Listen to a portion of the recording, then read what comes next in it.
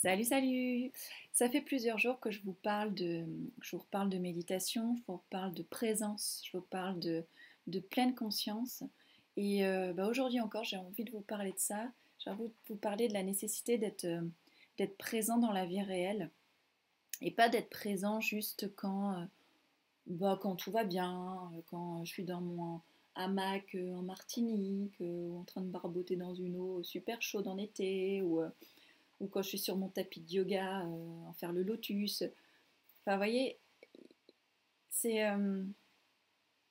dans ces moments-là, c'est facile d'être présent, en fait. Mais c'est important de cultiver aussi sa présence dans la vie réelle. Pourquoi c'est difficile? Parce que c'est pas confortable. C'est pas confortable d'être présent à ce qui se passe en ce moment dans notre vie, dans le monde. C'est pas confortable d'être présent quand mon enfant fait une crise. C'est pas confortable d'être présent quand il me demande 100 fois la même chose, quand il se réveille la nuit, quand il se met à tousser et que j'ai peur qu'il soit malade du Corona Beach, quand il se dispute avec son frère pour la 10e fois, qu'on est au 10e jour de confinement, quand il pleure toutes les 15 secondes parce que c'est la 15e fois qu'il pleurniche aujourd'hui pour une broutille, parce que voilà. Et c'est pas facile d'être présent parce que les choses, enfin d'être présent au fait que les choses se déroulent pas comme prévu, se déroulent jamais comme prévu en fait. Vous voyez? Être juste dans le moment présent, c'est ça qu'on est invité à cultiver. C'est ça que je cultive depuis des années et encore plus depuis les derniers jours. Là pour le coup, on n'a pas de montre, pas d'agenda, pas d'excuses, voilà, ou très peu pour ceux qui ont encore des activités professionnelles, qui ont encore des impératifs horaires. Moi, j'en ai aussi, parce que je continue mon activité d'accompagnement, mon activité thérapeutique avec les mamans et avec les papas. Mais, mais la plupart du temps, dans cette période de confinement, on n'a pas de montre, on n'a pas d'excuses. On a voilà, juste l'occasion d'être présent, d'être présent. Donc, moi, je vous invite à vous réveiller. Réveillez-vous. Je fais du tambour là. Réveillez-vous. Hein. On est vraiment appelé à être dans le moment présent. On peut plus être dans le faire en ce moment. On peut plus être dans le faire. On peut que être.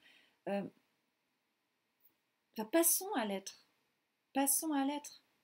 Passons à l'être si on veut que nos relations familiales elles survivent à cette période de confinement.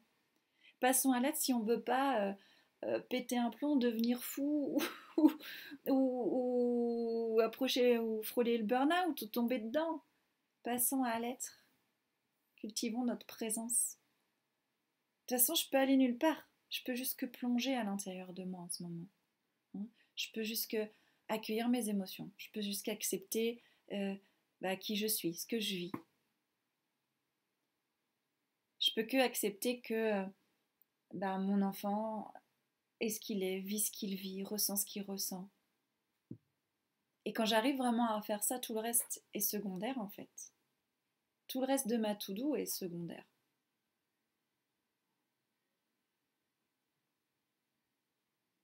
Tout ça, ça passe après cette expérience de moment présent.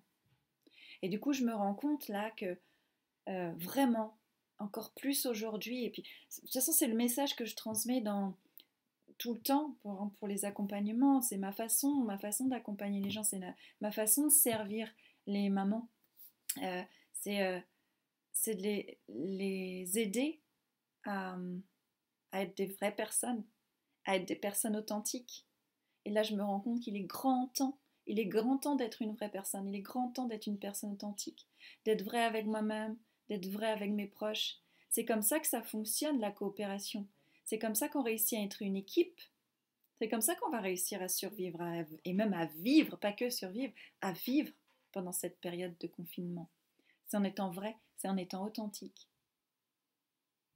Et, euh, et dans ces moments-là, du coup, je suis plus... Ah, je suis occupée. Et dans ces moments-là, je suis plus dépendante des objets, je suis plus dépendante des résultats, je suis plus dépendante des autres,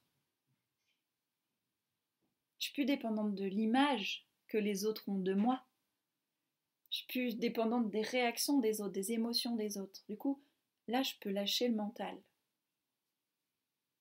Et puis redescendre au niveau du cœur.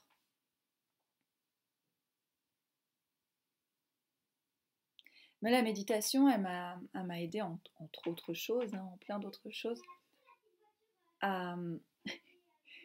Il y a ma fille qui fait son Skype avec sa copine dans l'autre pièce. Donc je vais mettre les écouteurs, ce sera mieux. Hop, voilà, c'est mieux. Du coup, je sais plus ce que je disais.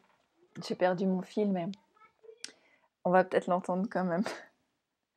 C'est génial, la technologie. On peut garder contact avec sa copine. Ouais, je disais que la méditation, elle m'a aidée. Elle m'a aidé à plein d'autres choses, hein, j'en parlais dans une autre vidéo, mais elle m'a aidé aussi à réaliser que ce qui se passait dans ma tête, mes pensées, mon mental, c'était qu'une illusion en fait. Ça m'a aidé, ça m'a aidé à voir à quel point mes pensées, elles étaient bêtes, elles étaient ridicules.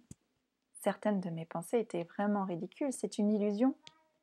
Et ça m'a aidé à voir aussi que mes croyances sur le monde, mes croyances sur la façon d'être une maman, c'était très souvent ultra limitant. Ça m'empêchait d'être, ça m'empêchait vraiment de vivre, d'être pleinement moi. Voilà. Et que même parfois ces pensées, elles n'étaient pas que limitantes, mais elles étaient même toxiques. Toxiques pour mes enfants, toxiques pour moi-même. Tout ça, c'est du mental. C'est mes pensées. Mes pensées, elles sont responsables de mes émotions. Et si je me laisse submerger, mes émotions, elles sont responsables de mes actions. Mais à l'origine, c'est mes pensées. Ce ne sont pas mes enfants qui sont responsables de ce que je ressens. Ce n'est pas mon conjoint, ce n'est pas le Corona Beach. C'est pas ça. Ce sont mes pensées qui sont responsables de tout ça. Et super génial, je peux décider de les changer, mes pensées. Je peux décider de croire à autre chose. Je peux m'en détacher. Je peux les observer. Je peux redescendre au niveau du cœur. Je peux en fait faire un grand reset, quoi. Je peux tout réactualiser.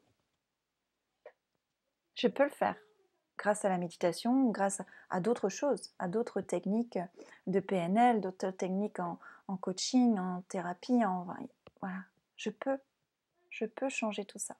Je peux me détacher de mes pensées qui sont limitantes ou toxiques. Donc moi, ce que je t'invite, c'est à t'offrir quelques minutes de méditation chaque jour pour aller déjà vers plus de conscience de tes pensées, vers plus de conscience de tes émotions et plus de conscience de tes réactions. Et puis de laisser la place à autre chose, à d'autres belles choses. Je te le souhaite de tout cœur. À bientôt!